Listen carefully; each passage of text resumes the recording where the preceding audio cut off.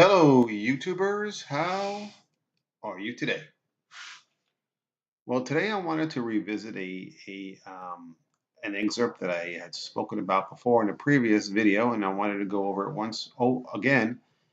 But I wanted to mention a different or another meaning that I got from this particular passage, something that I wanted to share with you, something that struck me that was a little bit odd comparing those times to times of today. I'm going to go over once again the book of Genesis, chapter 24, and I'll start off with verses 6, and then I'll go down and do a few more other verses as I'm reading it.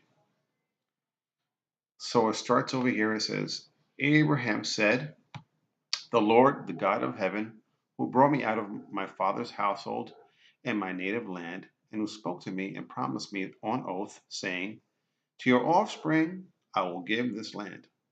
He will send his angel before you so that you can get a wife for my son from there." Okay. So basically, this particular passage is regarding Abraham and his quest to find his son Isaac a wife. So we mentioned this particular verses that the Lord had promised him through an oath, saying that he'll have an angel that's going to help him find a wife. So down later on in this chapter, it says here, and this is the servant speaking because he gave the servant this particular journey or job to do for him to find a wife, one of his servants, Abraham sent out. So the servant, being a little bit nervous, decided to do this. Then he prayed, "Lord, God of my master Abraham, make me successful today and show kindness to my master Abraham. See, I am standing beside the spring, and the daughters of the townspeople are coming out to draw water. May it be that when I say to a young woman, 'Please let down your jar that I may have a drink,' and she says, 'Drink, and I will water your camels too,' let her be the one who have chosen for your son Isaac. By this I will know that you have shown kindness to my master." So basically, the servant is praying to God that he'll give him a sign. So when he says, "Please give me a drink," to a woman, and the woman turns around and says, "Okay, here, I'll give you a drink and I'll water your camels too," this will be the sign for the servant to say, "Okay, this is the one I got. This is God's sign telling me that this is the particular one for God, for Isaac." Before he had finished praying, Rebekah came out with her jar on her shoulder. She was the daughter of Bethuel. She was the daughter of Bethuel, son of Milcah, who was the wife of Abraham's brother Nahor. The woman was very beautiful, a virgin. No man had ever slept with her. She went down to the spring and filled her jar and came up again. The servant hurried to meet her and said, "Please give me a little water from your jar." "Drink, my lord," she said, and quickly lowered the jar to her hands and gave him a drink. So basically, the last part is what came about, and Rebecca had come out and gave the servant water, and which was the sign that he was waiting for, and that told him that he had found Isaac's wife, future wife, of course, and later on they did marry and had children. So what I was really struck about in this particular passage was this: you know, as we grow up, we all want to pair up with somebody, a lover.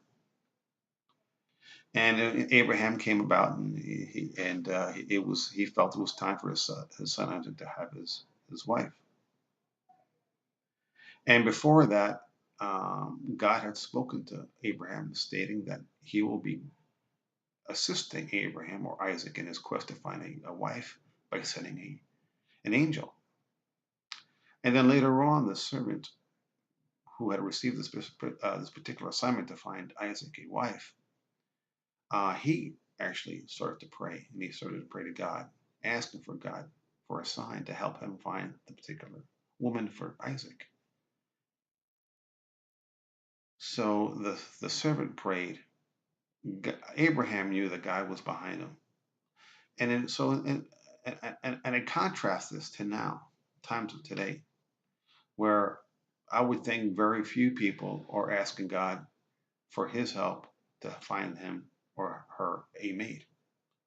I think most people, especially the young people of today, would probably go on to their phone and pull up an app and probably apply to a website, companion.org or match.com, or there's so many of them. They have different religious websites. So if you're looking for a Jewish man or a Christian woman, you can tap into those particular websites. But in contrast, back then with Abraham relied on the Lord, and also the servant relied on the Lord to help him or help them finding a mate for Isaac. And I just think it's kind of odd that now we use technology to find a mate, and we don't include God in that quest. But back then, God was in the center of finding a mate for your son or daughter or whatever the case may be. So I just thought that was quite odd in the times of today compared to the times of yesterday.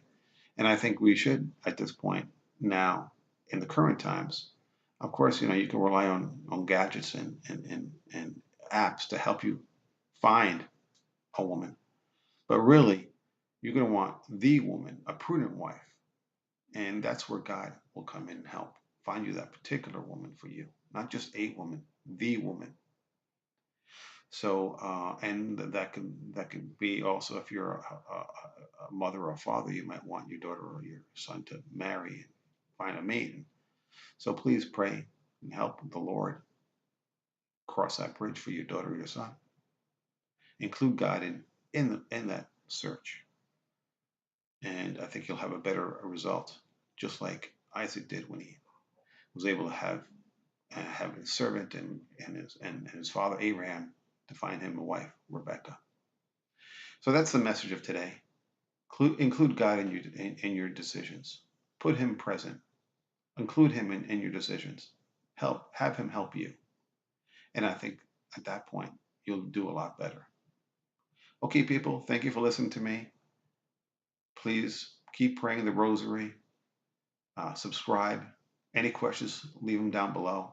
And as always, God bless.